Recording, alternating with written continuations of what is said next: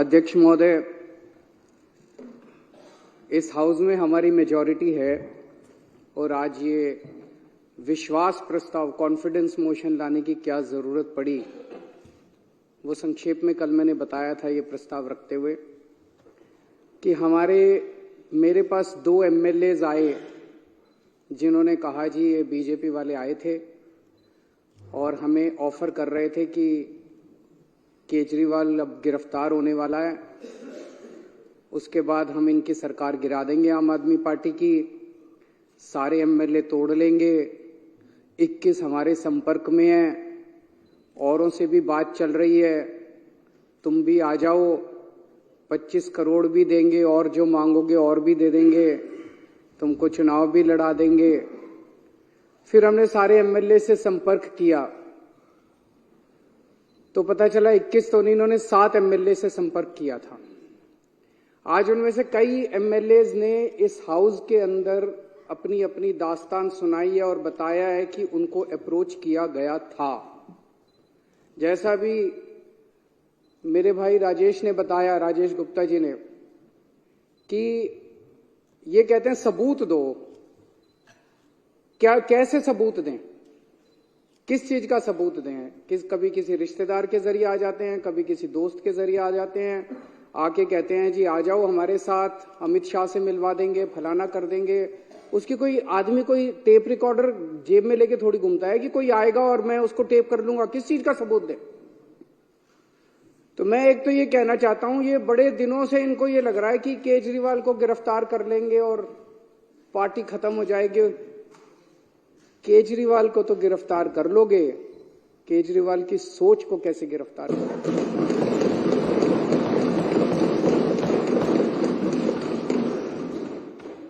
और एक केजरीवाल को गिरफ्तार कर लोगे, मेरे भारत मां की कोख से 1 लाख केजरीवाल पैदा हो जाएगा।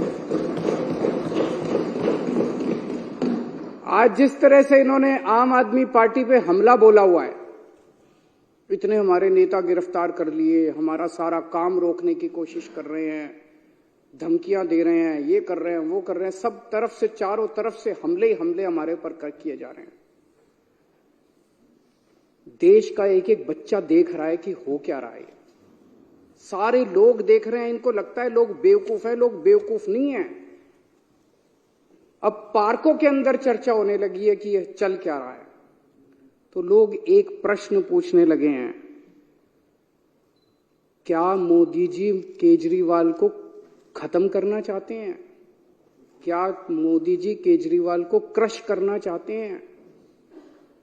क्या मोदी जी केजरीवाल को कुचलना चाहते हैं? ये मैं नहीं पूछ रहा, देश का बच्चा बच्चा पूछने लगा है। जिस तरह का अटैक आम आदमी पार्टी के, इतने सारे हमारे नेता गिरफ्तार कर लिया, कभी भारत क्या दुनिया के इतिहास में हमारा नंबर 2 भी अंदर है, नंबर 3 भी अंदर है, नंबर 4 भी अंदर, अब कह रहे नंबर 1 को भी अंदर डालेंगे। तो इस तरह का आक्रमण कभी नहीं देखा गया। तो ये चर्चा चल रही है, ये क्यों हो रहा है? क्योंकि आज पूरे देश के अंदर बीजेपी का सबसे बड़ा चैलेंजर आम आदमी पार्टी है। आज अगर बीजेपी को खतरा है, भविष्य का खतरा है, तो केवल और केवल आम आदमी पार्टी से खतरा है। इसलिए बीजेपी येन केन प्रकारेण जो मर्जी करके आम आदमी पार्टी को कुचलना चाहती है। और आज पूरी जिम्मेदारी के साथ मैं कहना चाहता हूं, इसमें कोई अहंकार नहीं है कि 2024 के अंदर बीजेपी अगर नहीं हारी लोकसभा चुनाव, तो 2029 के अंदर आम आदमी पार्टी इस देश को बीजेपी से मुक्ति दिलाएगी।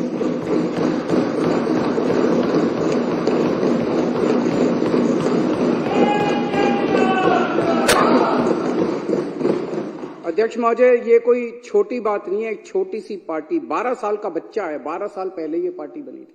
एक 12 साल का छोटा सा बच्चा है ये पार्टी। इस 12 साल के बच्चे ने इतने बड़े बड़े पार्टियों को चने चबा दिए। इस देश के अंदर 1350 पार्टियां रजिस्टर्ड हैं, 1350। उन्हीं में से एक पार्टी आम आदमी पार्टी थी। जब हमारी पार्टी 26 नवंबर 2012 को रजिस्टर की गई थी, रजिस्ट्रेशन के लिए अप्लाई किया था हम लोगों ने। 2012 26 नवंबर आम आदमी पार्टी का रजिस्ट्रेशन आज से 12 साल पहले अप्लाई किया गया था। मात्र 10 साल के अंदर आज तीसरी सबसे बड़ी पार्टी बन गई है पूरे देश के अंदर। बीजेपी और कांग्रेस के बाद तीसरी सबसे बड़ी। एक एमएलए बनने के लिए लोगों की चप्पल घिस जाती है, पूरी जिंदगी बीत जाती है एक एमएलए बनने के लिए, काउंसलर बनने के लिए। ये कोई इत्तेफाक नहीं है कि ये पार्टी इतने कम समय के अंदर आज 2 राज्यों के अंदर हमारी फुल फ्लेजेड सरकार है, बहुमत, भारी बहुमत के साथ, ऐतिहासिक बहुमत के साथ सरकार है। दिल्ली के अंदर 70 में से 67 सीट इतिहास में कभी नहीं आई। पंजाब के अंदर 117 में से 92 सीट पंजाब के इतिहास में कभी नहीं आई। गुजरात के अंदर पहली बार चुनाव लड़े, पहली बार के अंदर हमारे 14% वोट और 5 एमएलए आ गए। गोवा के अंदर पहली बार चुनाव लड़े और गोवा के अंदर हमारे आज 2 एमएलए हैं। ये कोई छोटी बात नहीं है, इतनी छोटी सी पार्टी और इतना बड़ा। और चंडीगढ़ के अंदर तो आपने देखा हमारा मेयर इन्होंने किस तरह से छीन लिया इन लोग। तो ये कोई छोटी बात नहीं है। और मात्र 12 साल के बाद आज नेशनल पार्टी बन गई। तो आज इनको खतरा और डर भविष्य का केवल और केवल आम आदमी पार्टी से है। और ये भी जानते हैं, और फिर मैं दोहरा रहा हूं कि अगर ये 2024 में जीत जाते हैं तो 2029 में बीजेपी को इस देश को बीजेपी से मुक्ति आम आदमी पार्टी दिलाएगी। कुछ लोग ये भी कहते हैं जब चर्चा करते हैं लोगों के साथ, लोगों में, मैं तो ये बता रहा हूं, ये मेरी भावनाएं नहीं है, लोगों की, जनता के अंदर जो चर्चा चल रही है, कुछ लोगों का ये भी कि आम आदमी पार्टी के पीछे इसलिए पड़ रही है, दिल्ली की हार को पचा नहीं पा रहे। याद करो 2014 में मई के महीने में क्या जबरदस्त बहुमत लेके मोदी जी आए थे, क्या जबरदस्त। उसके बाद हरियाणा जीत गए, महाराष्ट्र जीत गए। एक अश्वमेध यज्ञ का घोड़ा चला था, ऐसे लग रहा था जैसे इस घोड़े को कोई नहीं रोक पाएगा। और फिर जब 2015 में ये घोड़ा दिल्ली पहुंचा तो दिल्ली के 2 करोड़ लोगों ने इसको रोक लिया। और केवल रोका नहीं, 70 में से 67 सीट बीजेपी केवल 3 पे सिमट गई। तो लोगों को क्या कहना है कि तब से इन लोगों ने ठान लिया कि इस पार्टी को तो नहीं छोड़ना, इस पार्टी को तो कुचलना है किसी भी तरह से।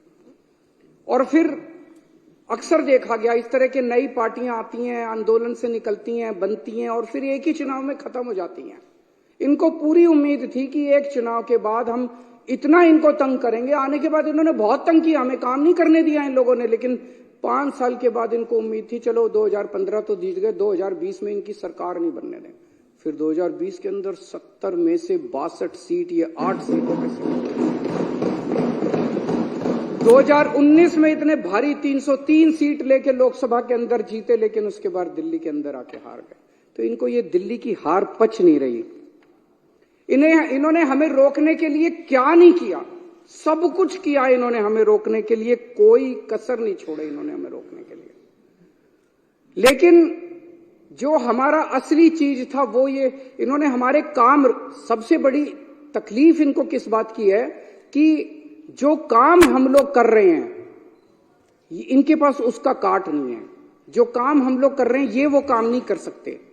हमने क्या क्या काम किए, हमने पिछले पहले हमारी दिल्ली में सरकार थी, पंजाब में सबसे बड़ा काम किया। दिल्ली में और पंजाब में दोनों जगह बिजली फ्री हो गई और बिजली 24 घंटे हो गई। मैं आज बीजेपी को चैलेंज करता हूं, 30 साल से गुजरात के अंदर तुम्हारी सरकार है, 15 साल से मध्य प्रदेश के अंदर तुम्हारी सरकार है, 10 साल से उत्तर प्रदेश के अंदर तुम्हारी सरकार है। एक राज्य के अंदर बिजली फ्री करके दिखा दो, तुम बिजली 24 घंटे करके दिखा दो। एक राज्य के अंदर इतने बड़े बड़े पावर कट लगते हैं, गुजरात के अंदर, मध्य प्रदेश के, पंजाब के अंदर 1 साल में 0 पावर कट हो गया। दिल्ली के अंदर 0 पावर, 24 घंटे बिजली आती है, फ्री बिजली आती है। तुमसे ना 24 घंटे बिजली आती, तुम्हारे राज्यों में ना 24 ना फ्री बिजली आती। इतनी महंगी बिजली आती है, इतने पैसे लेते हो जनता से। दिल्ली के अंदर हमने और अब पंजाब में कर रहे हैं, शानदार स्कूल बना दिए, सरकारी स्कूलों का काया पलट हो गया। पूरी दुनिया से लोग देखने के लिए आ रहे हैं। पूरी दुनिया के अंदर आज शिक्षा के लिए जाना जाता है दिल्ली को कि स्कूल बड़े अच्छे हो गए, शानदार शिक्षा, हैप्पीनेस करिकुलम। अमेरिका के राष्ट्रपति की बीवी हमारा हैप्पीनेस करिकुलम की क्लास अटेंड करके जाती है। दिल्ली ने देश का नाम पूरी दुनिया के अंदर रोशन किया है। और इनके स्कूलों को उठा के देख लो, गुजरात, मध्य प्रदेश, उत्तर प्रदेश के स्कूलों को उठा के देख लो, क्या हालत बना रखी है। उनके अंदर जानवर घूम रहे हैं, ये टूटी पड़ी हैं, दीवारें टूटी पड़ी है। कितने गरीबों के बच्चों का भविष्य जो है इन्होंने अंधकार में डाला हुआ है। मैं चैलेंज करता हूं बीजेपी को, इतने सारे स्कूल तो छोड़ो, 10 स्कूल तुम अपने गुजरात में, मैं तो इतना घूमा गुजरात में चुनाव पर, एक स्कूल नहीं मिलता था जो इन्होंने ठीक कराओ। 30 साल के अंदर तुमसे एक स्कूल ठीक नहीं हुआ। ये काम तुम नहीं कर सकते, इसलिए इनको तकलीफ है। हमने दिल्ली में अस्पताल इतने बना दिए, सबका इलाज मुफ्त कर दिया, अस्पताल बना दिए, सबका इलाज मुफ्त कर दिया, मोहल्ला क्लिनिक बना दिए जिसमें गली गली के अंदर लोगों को इलाज मिलने लगा। तुम भी कुछ अच्छे, तुम लंबी लकीर तो खींच के दिखाओ यार, तुम कुछ अच्छा काम तो करके दिखाओ। हमने बुजुर्गों के लिए तीर्थ यात्रा कर दी, इतना आशीर्वाद देते हैं, इतना आशीर्वाद देते हैं बुजुर्गों को। और ये सारे काम पंजाब में भी हो रहे हैं। पंजाब में दिल्ली से ज्यादा मोहल्ला क्लिनिक, दिल्ली में तो 540 मोहल्ला क्लिनिक बने हैं, पंजाब में 800 से ज्यादा मोहल्ला क्लिनिक 1 साल के अंदर बन गए। महिलाओं के लिए फ्री बस यात्रा कर दी इन्होंने, इतना विरोध किया, लेकिन सारी महिलाएं तो हमारे साथ ही हैं। दिल्ली के अंदर पानी कोने कोने के अंदर पहुंचा दिया, घरों में पानी नहीं आता, कोने कोने के अंदर पहुंचा दिया, पानी फ्री कर दिया। कच्ची कॉलोनियों को लेके इन्होंने सबसे ज्यादा राजनीति की, अगर काम किया तो हमने किया। दिल्ली की कच्ची कॉलोनियों के अंदर सड़क बनाने का, पानी की लाइनें बिछाने का, हमने सीवर की लाइनें बिछाने का हमने काम किया। पंजाब अभी 2 साल हुए हमें आए हुए, पंजाब के अंदर इस वक्त एक बहुत बड़ी क्रांति आ रही है। गांव गांव के अंदर इरिगेशन, सिंचाई का पानी पहुंच गया। गांव गांव के अंदर जहां पहले पानी नहीं मिलता था, अब गांव गांव के अंदर सिंचाई का पानी पहुंच गया। हमसे सीख लो, हमें सारे काम करने आते हैं, हमसे भी नहीं सीखोगे और काम भी नहीं करने दोगे। अभी delivery of free services, door step delivery of free services, आपको दफ्तर जाने की जरूरत नहीं है, फोन करो और आपके घर आके सरकार काम करेगी। दिल्ली में भी लागू हो गया, पंजाब में भी लागू हो गया। इन्होंने दिल्ली के अंदर हमें door step delivery of ration नहीं करने दी, घर घर हम राशन पहुंचाना चाहते थे, इन्होंने दिल्ली में नहीं करने दी, हमने पंजाब में जाके लागू कर दी। अभी 10 दिन पहले मैं उद्घाटन करके आया हूं पंजाब। हम लोग व्यवस्था बदल रहे हैं, बहुत बड़ा काम कर रहे हैं।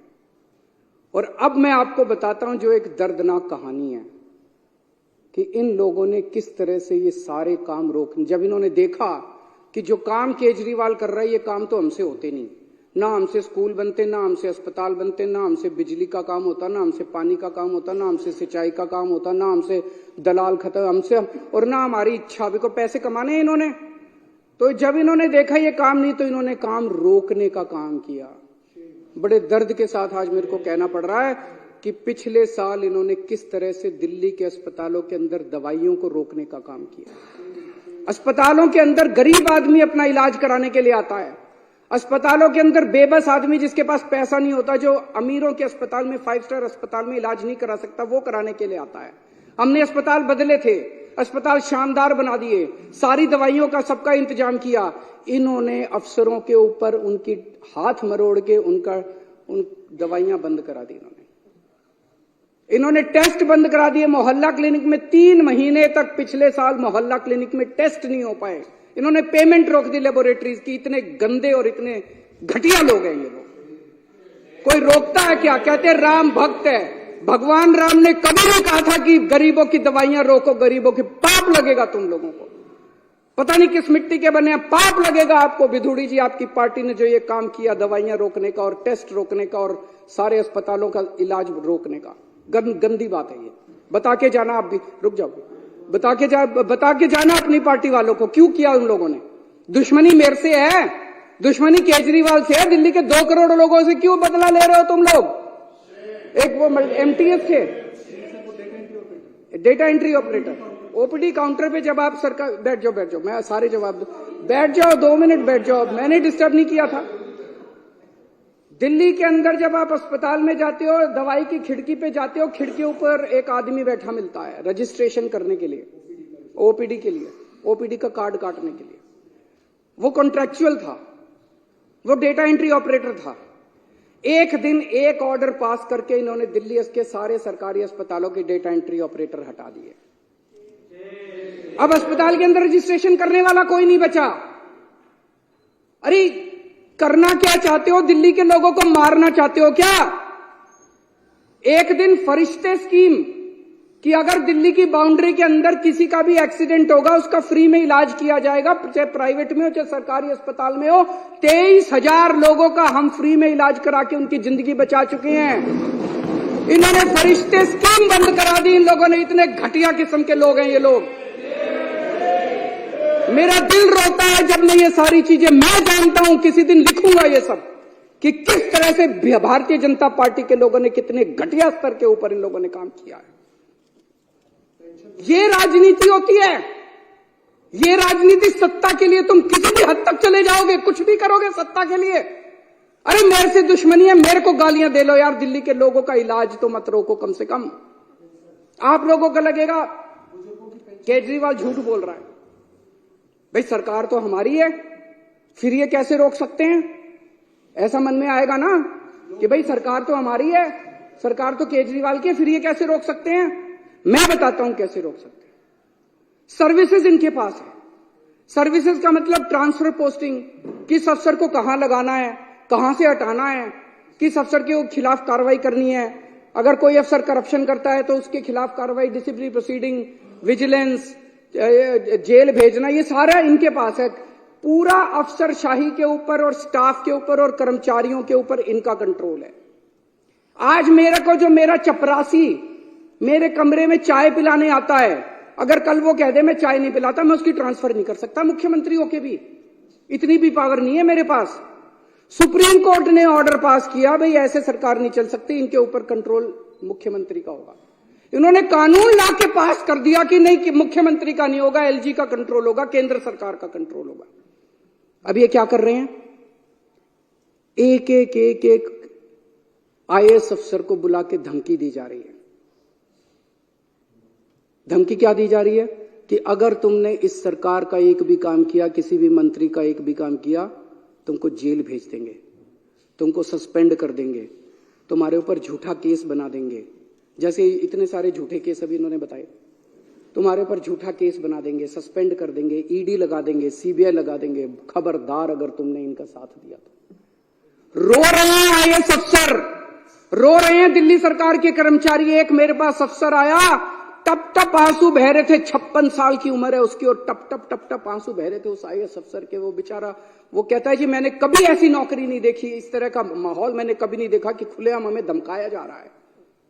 दिल्ली के अंदर, पूरी दिल्ली के अंदर पानी का संकट इन्होंने और सीवर का संकट पैदा कर रखा है। कैसे? आप लोगों ने, इस पूरी विधानसभा ने बैठ के बजट पास किया पिछले साल।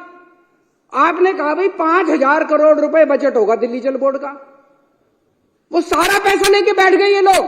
फाइनेंस डिपार्टमेंट पैसा नहीं दे रहा जल बोर्ड का। 6 महीने से पैसा नहीं मिला जल बोर्ड को। जल बोर्ड चलेगा कैसे? छोटे मोटे रिपेयर का पैसा भी नहीं मिला जल बोर्ड के पास रिपेयर का पैसा भी नहीं बचा। छोटा मोटा धमकी दी जा रही है कि फाइनेंस डिपार्टमेंट के प्रिंसिपल सेक्रेटरी को धमकी दी जा रही है, खबरदार अगर तूने पैसा दिया। दिल्ली को ये बर्बाद करना चाहते हैं। चारों तरफ सीवर बहने लग गया, पानी का संकट हो रहा है। अल्टीमेटली सौरभ भारद्वाज और अतिशी ने मिलकर हाईकोर्ट में केस करा। हाईकोर्ट ने ऑर्डर कर दिया पैसा तुरंत रिलीज करो। अगली हेयरिंग 29 फरवरी को है, अभी तक नहीं करा इन्होंने। ना ये सुप्रीम कोर्ट की मानते, ना ये हाईकोर्ट की मानते।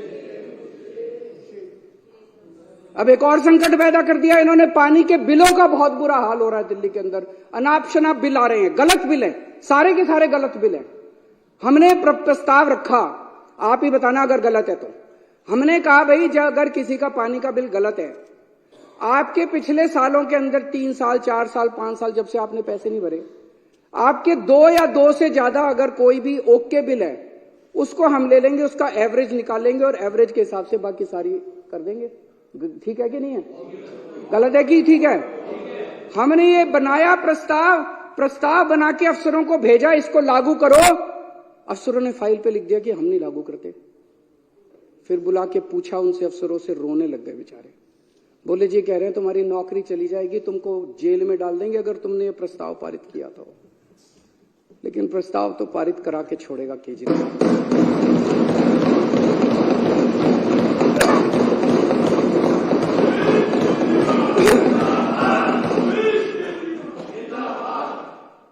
देखते हैं कि बाजुए कातिल, क्या है वो?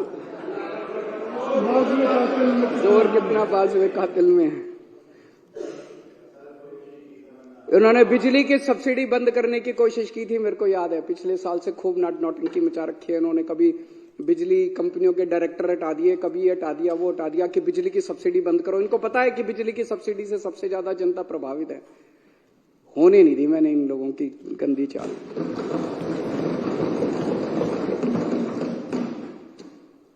हम बहुत छोटे लोग हैं और हम यहाँ पे देखो तो पता नहीं मुश्किल से 2-4 ही होंगे जो कि पॉलिटिकल बैकग्राउंड से हैं। बाकी तो सारी एक तरह से गलियों में घुमा करते थे हम सारे। हमारी क्या औकात थी? हैं? हाँ, क्या औकात थी हम लोगों की? लेकिन कुछ तो ऊपर वाला चाह रहा है, कुछ तो हमसे करवाना चाह रहा है। मतलब एक सुंदर नगरी की झुग्गियों के अंदर मैं यूं ही घुमा करता था, कोई नहीं पूछता था। परिवर्तन नाम की एनजीओ चलाया करता था, आप लोग भी अपनी अपनी जिंदगी चला रहे थे। अचानक वहां से उठा के लोगों का पता नहीं क्या प्यार था, क्या किस्मत थी, ऊपर वाला हमसे क्या कराना चाह रहा है, यहां पहुंचा दिया हम लोगों को। और अब इतने बड़े बड़े षड्यंत्र हमारे खिलाफ चल रहे हैं, इतने बड़े बड़े षड्यंत्र, और हम भी डटे हुए हैं। कुछ कर नहीं पा रहे ये लोग। क्यों? करोड़ों लोगों की दुआएं हमारे साथ। 18 लाख बच्चे सरकारी स्कूलों में पढ़ते हैं। उन बच्चों के माँ बाप से पूछ के देखो, इतनी दुआएं देते हैं हम लोगों को। उनके बच्चों का भविष्य बना दिया हम लोगों ने। उसमें बीजेपी वालों के भी हैं, कांग्रेस। हमने कभी राजनीति नहीं की। हमने ये नहीं कहा कि आम आदमी पार्टी वालों के बच्चों को एडमिशन देगी, बीजेपी वाले। सारे आओ, सारे हमारे बच्चे हैं, चाहे बीजेपी वालों के चाहे कांग्रेस। बच्चे पढ़ जाएं। उन बच्चों के माँ बाप का आशीर्वाद हमारे साथ है। लाखों करोड़ों लोगों का मुफ्त में इलाज हुआ अस्पतालों के अंदर, मोहल्ला क्लिनिक के अंदर। उनकी दुआएं हमारे साथ है। और जिन जिन को तकलीफ हुई दवाइयां और ये रोकने की, उनकी बद्दुआएं इन लोगों के साथ है। उनकी बद्दुआएं इन लोगों के साथ है। बद्दुआएं छोड़ेंगी नहीं आप लोगों का, पीछा देख लेना। फरिश्ते के अंदर जो इतने सारे लोगों का इलाज कराया, उनकी दुआएं हमारे साथ है, उनका आशीर्वाद हमारे साथ है। इस आशीर्वाद को कैसे रोक पाओगे तुम लोग? केजरीवाल को तो गिरफ्तार करोगे, लोगों की दुआओं को कैसे गिरफ्तार करोगे?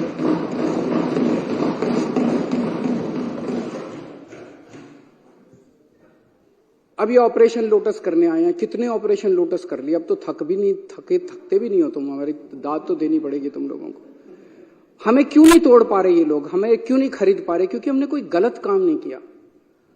दूसरे स्टेट्स के अंदर दूसरे नेताओं जो आपने इतने सारे नाम लिए, फलाना ये फलाना वो, उन लोगों ने गलत काम किए थे। वो गलत काम किए थे, इसलिए उनको बीजेपी का संरक्षण चाहिए था, इसीलिए वो अपनी पार्टी छोड़ के इनके साथ चले गए। तो एक फॉर्मूला जान लो, अगर कोई व्यक्ति बीजेपी के दबाव में आके बीजेपी में चला जाए, वो चोर है। और अगर कोई व्यक्ति बीजेपी के दबाव के बावजूद बीजेपी में ना जाए, तो ईडी और सीबीआई वाले चाहे उसको जितने मर्जी जेल में डाले, वो कट्टर ईमानदार है। मनीष सिसोदिया पे इन्होंने कितना दबाव डाला। खुलेआम में मनीष सिसोदिया को बोले केजरीवाल की पार्टी छोड़ दे, केजरीवाल की सरकार गिरा के तेरे को मुख्यमंत्री बना देंगे। पर मनीष सिसोदिया हेमंत बिश्व शर्मा तो नहीं है, उसने कोई चोरी तो नहीं कर रखी। वो बोला मेरे को मुख्यमंत्री भी नहीं बनना और मैंने कोई गलत काम नहीं किया। तुम 1 साल 2 साल 3 साल रख लोगे, अल्टीमेटली तो मैंने बाहर आना ही आना है। मैंने कोई गलत काम नहीं किया, मैं क्यों टूटूंगा? आप सब लोगों को, इतने सारे लोगों को इन्होंने अप्रोच किया। मैं सलाम करता हूं आप लोगों को कि क्या गजब के लोग हो आप लोग। टूटे नहीं, आप टूटे नहीं। आप ही मेरी ताकत हो। दिल्ली के 2 करोड़ लोग और दिल्ली के जो आप 61 विधायक हो, आप सब लोग मेरी ताकत हो, जिसकी वजह से आज मैं इन लोगों का मुकाबला कर पा रहा हूं। अगर आप में से कई लोग टूट जाते, मेरी भी सरकार गिर जाती। पर आप लोग नहीं टूटे, आप लोग मेरी ताकत हो। सबको कहते हैं बीजेपी ज्वाइन कर लो, बीजेपी ज्वाइन कर लो, और इन्होंने हमें बदनाम करने में कोई कसर नहीं छोड़ी। अभी इतनी बड़ी लिस्ट बताई इन्होंने कि डीटीसी में भी स्कैम हो गया, क्लासरूम में भी स्कैम हो गया, क्या क्या था, पानी में भी स्कैम हो गया, बिजली में भी स्कैम हो गया, राशन में भी स्कैम हो गया, किसी कोई बटन था, बटन में भी स्कैम हो गया, फलाने में भी स्कैम हो गया। मैं एक चीज जानना चाहता हूं, जितने पूरे देश में आज तक एमएलए खरीदे हैं तुम लोगों ने, कितना पैसा खर्च किया उसमें? और वो पैसा कहां से आया यही बता दो तुम लोग। बस ईमानदारी से इस देश को बता दो कि कर्नाटक में एमएलए खरीदे, मध्य प्रदेश में एमएलए खरीदे, गोवा में एमएलए खरीदे, इधर एमएलए खरीदे, उधर एमएलए। इतना पैसा कहां से लाते हो यार तुम लोग? ये तो खुलेआम है। जब इन लोगों को 25-25 करोड़ दे रहे थे, पता नहीं है मार्केट रेट भी है। मार्केट रेट क्या चल रहा है मेरे को तो पता नहीं। मध्य प्रदेश में क्या रेट चल रहा है, कर्नाटक में क्या रेट चल रहा है। तो ये पैसा कहां से आता है? ये पैसा कहां से आ रहा है? तुम हमारे बटन में स्कैम ढूंढ रहे हो। 12 रुपए का बटन है, बटन में तुम स्कैम ढूंढ रहे हो। अरे तुम्हारे करोड़ों रुपए एक एक एमएलए पे 50-50 करोड़ रुपए खर्च कर दिए। ये पैसा कहां से आ रहा है? ये तो बता दो इस देश के लोगों को। इन्होंने पहले मेरे ऊपर कई 2-3 साल ऐसे थे जिसमें इन्होंने मेरे ऊपर जहां जाता था इंक फेंकते थे। खूब मैंने जिल्लत बर्दाश्त करी है, इंसल्ट बर्दाश्त करी है। फिर 2-3 साल पे इन्होंने कभी कोई अटैक, कभी थप्पड़ मारते थे, कभी मिर्च डाली। एक बार इन्होंने मेरे दफ्तर के अंदर घुस के इन्होंने जूते मारे मेरे को। अब कह रहे हैं गिरफ्तार करेंगे इनको। मैं जैसे मैं कह रहे थे, आपको क्या लगता है गिरफ्तार करने से सरकार गिर जाएगी, ये सारे टूट जाएंगे? ऐसे ही टूट जाएंगे। कर लो गिरफ्तार, वो भी करके देख लो। अभी तक तो सब कुछ करके देख लिया, काम रोक के देख लिए, शुंगलू कमीशन बिठा लिया, कानून बदल लिए, सारा कुछ करके देख लिया। एक तुम्हारा यही सपना बचा केजरीवाल को गिरफ्तार करके, ये भी पूरा करके देख।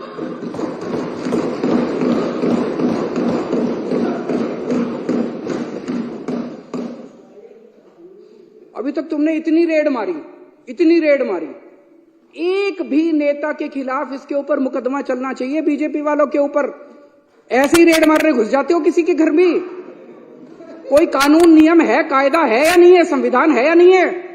मनीष सिसोदिया के यहां इतनी रेड मारी, आप लोगों में से कितने एमएलए के यहां रेड मारी, सत्येंद्र जैन के यहां रेड मारी, संजय सिंह के यहां रेड मारी, कहीं कुछ एक नया चवन्नी मिली? एक पैसा नहीं मिला।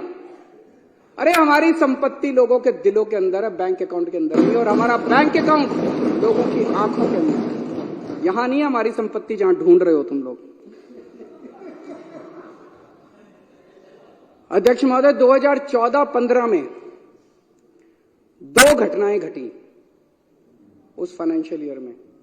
2014 के मई में केंद्र के अंदर एक पार्टी की सरकार बनी जिसको लोगों ने केंद्र में भारी बहुमत दिया, अभूतपूर्व बहुमत दिया। और 2015 की फरवरी के अंदर दिल्ली में एक पार्टी की सरकार बनी जिसे लोगों ने भारी बहुमत दिया, अभूतपूर्व बहुमत दिया। और वहां से 2 किस्म की राजनीति ने जन्म लिया। एक केंद्र के अंदर जो सरकार बनी थी और दिल्ली के अंदर जो सरकार बनी थी। आज 10 साल हो गए दोनों सरकारों को बने हुए। एक केंद्र की सरकार है जिसने 10 साल में कोई काम नहीं किया। और अब वो केवल कैसे वोट लेना चाहते हैं? कांग्रेस के नेताओं को गिरफ्तार कर लो, कांग्रेस का अकाउंट फ्रीज कर दो, आम आदमी पार्टी के नेताओं को गिरफ्तार कर लो, ईडी को सबके पीछे लगा दो, सारी ऑपोजिशन को कुचल डालो, सारे नेताओं को जेल में डाल दो। इस तरह से ये वोट लेना चाहते हैं। और दूसरी राजनीति दिल्ली की राजनीति थी जिसके अंदर हमने स्कूल बनवाए, अस्पताल बनवाए, लोगों का इलाज किया, लोगों के बच्चों को पढ़ाया, पानी का इंतजाम किया, बिजली का। हमने 2 करोड़ लोगों का दिल जीता, इसलिए हम वोट मांग रहे हैं। दोनों 2 किस्म की राजनीति अब देश के लोगों को तय करना है।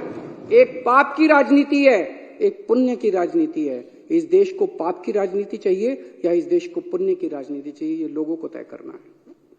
अब आजकल बड़ी अफवाह फैला रखी है इन लोगों ने।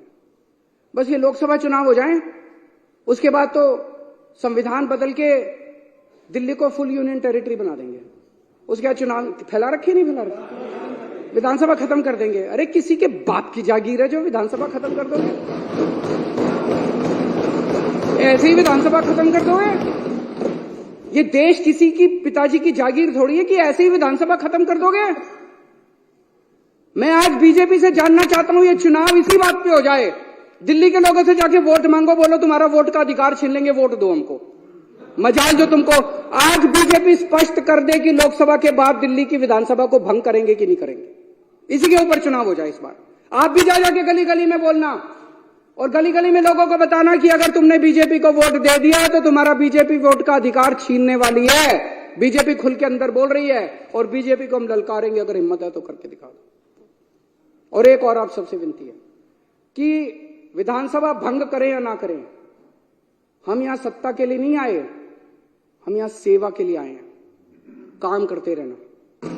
हम एमएलए रहे ना रहे, मंत्री रहे ना रहे, मुख्यमंत्री रहे ना रहे, विधानसभा रहे ना रहे, पूरी जिंदगी देश के लिए न्यौछावर की है, सत्ता के लिए नहीं, हमने सर्विस सेवा के लिए हम लोगों ने न्यौछावर की है।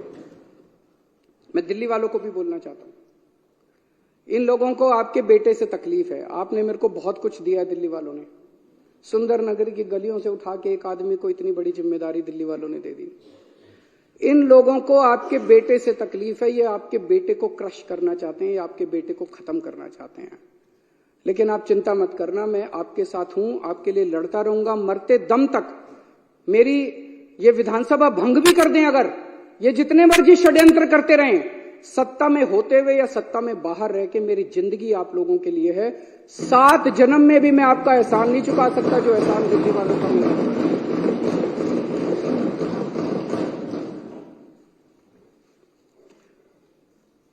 बीजेपी वाले राजनीति में सत्ता के लिए आए हैं, उनके लिए ये सत्ता की लड़ाई है, हमारे लिए ये सेवा की लड़ाई है। ये खूब षड्यंत्र रचेंगे, ये बार बार सत्ता को इस्तेमाल करके हमें कुचलने की कोशिश करेंगे। हम लोगों के आशीर्वाद से बार बार उठ के खड़े हो जाएंगे, फिर उठ के खड़े हो जाएंगे। जितनी बार ये कुचलने की कोशिश करेंगे, हम फिर उठ के खड़े हो जाएंगे। तुम्हारी मक्कारी के चक्रव्यूह से बाहर निकलने के लिए हमारे पास एक नहीं 100 अभिमन्यु इस पार्टी के अंदर हैं। आप जितने चक्रव्यूह रचोगे, उससे ज्यादा भेद के हम बाहर निकल आएंगे। अध्यक्ष महोदय, इस जो प्रपोजल मैंने कल रखा था, उसका मैं पूरी तरह से समर्थन करता हूं, और मैंने पूरे अच्छे तरीके से बताया कि इसको लाने की क्या जरूरत पड़ी। मैं थोड़े से नंबर बता देता हूं कि एक भी आदमी हमारा नहीं टूटा। हमारे टोटल 62 एमएलए हैं, अभी यहां पे विधानसभा में 54 मौजूद हैं। 2 बीमार हैं, 3 आउट ऑफ स्टेशन हैं, 2 जेल में हैं, सत्येंद्र जैन और मनीष सिसोदिया, और एक के यहां शादी है। 54 यहां मौजूद हैं, एक भी नहीं टूटा इनमें से।